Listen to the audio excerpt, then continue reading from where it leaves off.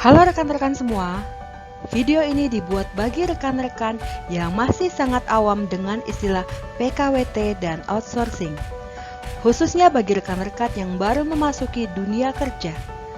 Ada yang menganggap PKWT dan outsourcing sama, namun ada juga yang mengatakan berbeda, tapi dengan pemahaman yang berbeda pula. Yang mana yang benar? Tonton terus videonya sampai selesai ya.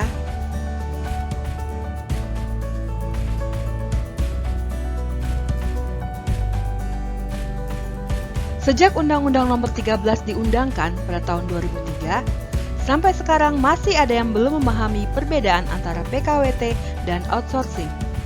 Ada yang menganggap semua pekerjaan PKWT adalah outsourcing. Ada yang mengatakan outsourcing adalah suatu perusahaan merekrut pekerja dari perusahaan lain atau yayasan, dan lain sebagainya.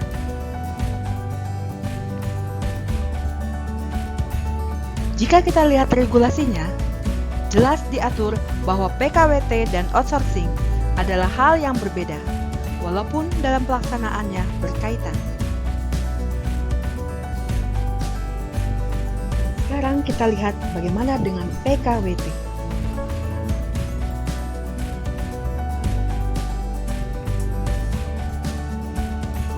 Dasar hukum yang mengatur PKWT terdapat dalam Undang-Undang Nomor 13 Tahun 2003 tentang Ketenagakerjaan dan Peraturan Menteri Tenaga Kerja dan Transmigrasi Nomor 100 Tahun 2004 tentang ketentuan pelaksanaan perjanjian kerja waktu tertentu.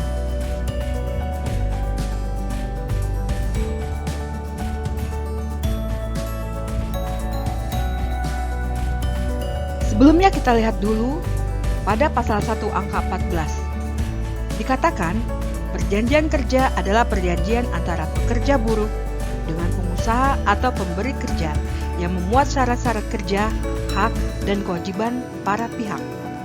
Selanjutnya pada pasal 56 ayat 1 disebut pula bahwa perjanjian kerja dibuat untuk waktu tertentu atau untuk waktu tidak tertentu.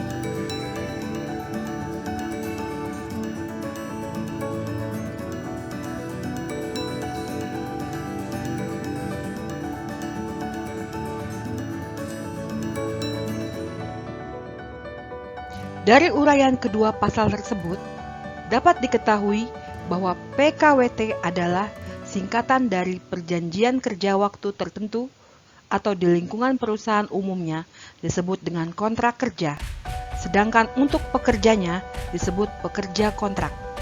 Dengan kata lain, PKWT adalah status karyawan yang bekerja secara kontrak, sedangkan PKWTT adalah status karyawan yang bekerja secara permanen tetap.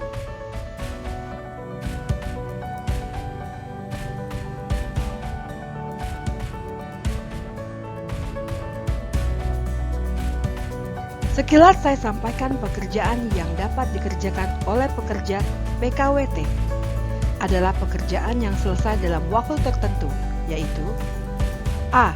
Pekerjaan yang sekali selesai atau yang sementara sifatnya. B. Pekerjaan yang diperkirakan penyelesaiannya dalam waktu yang tidak terlalu lama dan paling lama 3 tahun. C. Pekerjaan yang bersifat musiman. D.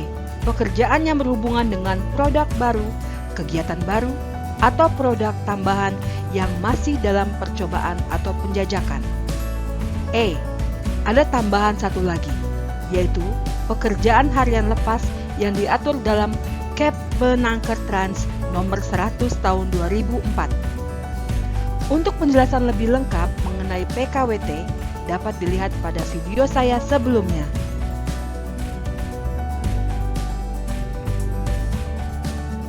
Sekarang kita lihat bagaimana dengan outsourcing.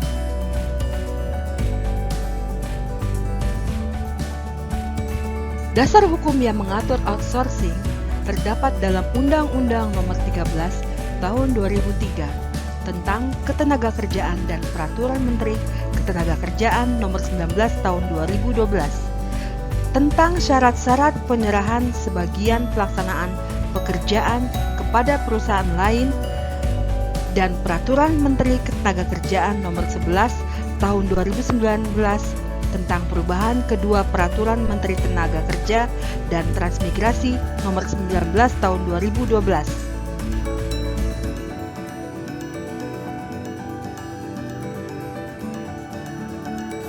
Istilah outsourcing yang sering juga disebut dengan alih daya dalam pasal 64 Undang-Undang Nomor 13 Tahun 2003 disebut dengan penyerahan sebagian pelaksanaan pekerjaan kepada perusahaan lain melalui perjanjian pemborongan pekerjaan atau penyediaan jasa pekerja buruh yang dibuat secara tertulis.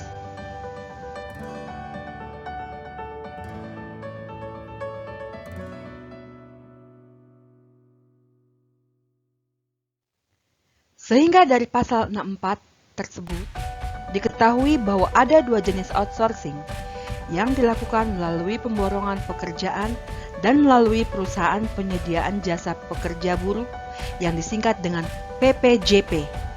Hal ini menjelaskan bahwa outsourcing bukan berbicara mengenai status pekerja, namun mengenai penyerahan pelaksanaan pekerjaan kepada perusahaan lain. Istilah umum untuk perusahaan pemberi kerja atau yang menyerahkan pekerjaan disebut dengan user, dan untuk perusahaan yang menerima pekerjaan, baik perusahaan pemborongan atau PPJP disebut dengan vendor.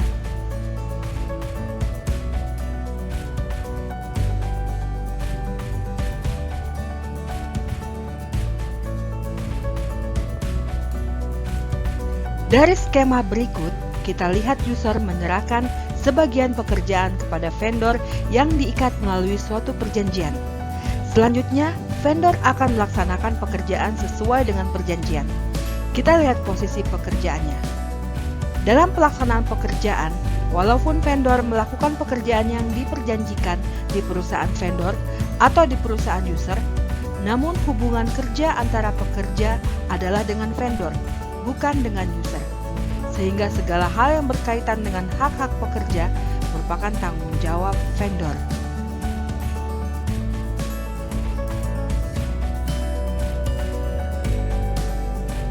Rekan-rekan, uraian-uraian di slide sebelumnya sudah jelas menggambarkan perbedaannya. PKWT atau umumnya disebut kontrak adalah mengenai status hubungan kerja antara pekerja dengan pengusaha, sedangkan outsourcing adalah keadaan di mana suatu perusahaan menyerahkan sebagian pelaksanaan pekerjaan kepada perusahaan lain.